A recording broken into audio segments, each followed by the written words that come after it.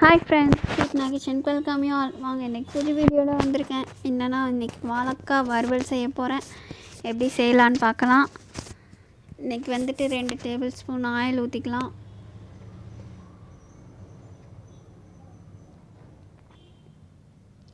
கொஞ்சம் லேட் பண்ணிட்டேன், ஏன்னா எண்ணெய் சட்டி உடனே இன்னும் ஹீட் ஆகலாம், அதனால் கொஞ்சம் வெயிட் பண்ணேன். இப்போ ஆயில் ஹீட் ஆயிடுச்சு.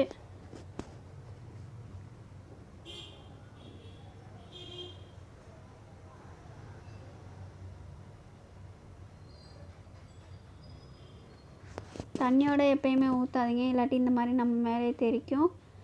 இப்போ கடுகு போட்டுக்கேன் கொஞ்சமாக, உளுந்து 1 டீஸ்பூன்,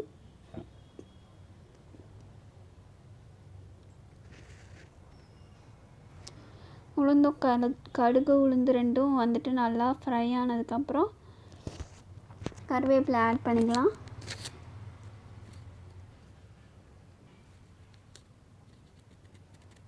அடுத்து வெங்காயம் போட்டுக்கலாம். ஒரே ஒரு பச்சை மிளகாய் நான் ஆட் பண்ணுவேன். அதுக்கப்புறமேல வந்துட்டு அரைச்சி சேர்த்துக்குவேன்.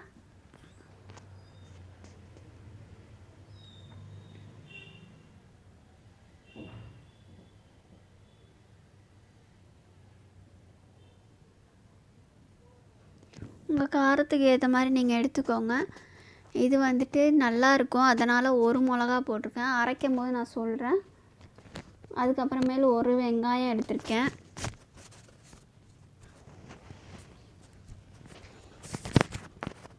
வெங்காயம் கிண்டிக்கலாம் லைட்டாக.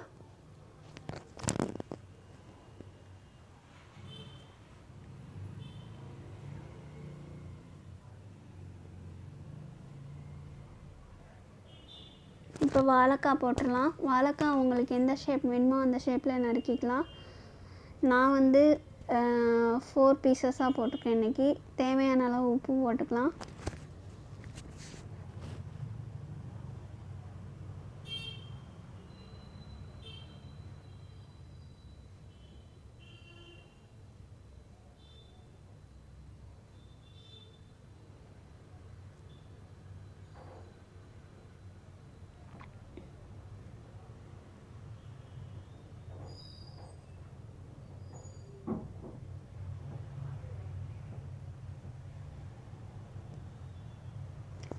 இது கொஞ்சம் சட்டியில் பிடிக்கும். ஸோ வந்துட்டு கொஞ்சம் தண்ணி ஊற்றி தான் வதக்குவோம்.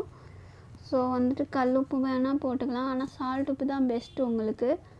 ஸோ சால்ட் உப்பே போட்டுக்கோங்க. அதுவும் வாழைக்காய் போடுறதுக்கு முன்னாடி போடுங்க, ஏன்னா அப்போ தான் எல்லாத்துக்கூடயும் ஒன்றா சேரும்.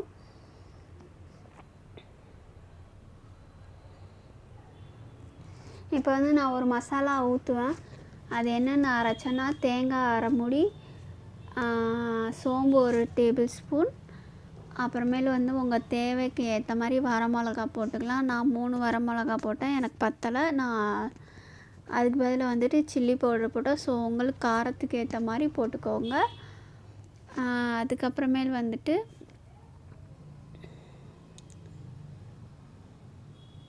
5 பல் பூண்டு போட்டுக்கலாம் ஃப்ரெண்ட்ஸ். அவ்வளோதான், இதில் அரைச்சிட்டு வந்துடலாம். இப்போ வந்து தேவையான அளவு மஞ்சள் தூள் போட்டுக்கலாம். இப்போ இதை கிண்டிட்டு கொஞ்சமாக தண்ணி ஊற்றிக்கோங்க, ஏன்னா கொஞ்சம் அடி பிடிக்கும். இப்போ நான் கிண்டிட்டு காமிக்கிறேன் பாருங்கள், அடி பிடிச்சிருக்கும். ஸோ வந்துட்டு அப்படி தான் ஆகும். ஸோ தண்ணி ஊற்றி கிண்டிக்கோங்க. இப்போ பாருங்கள் ஃப்ரெண்ட்ஸ், சூப்பராக ரெடி ஆயிடுச்சு.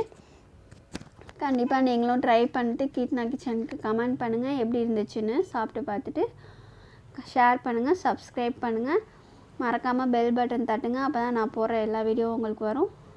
Bye.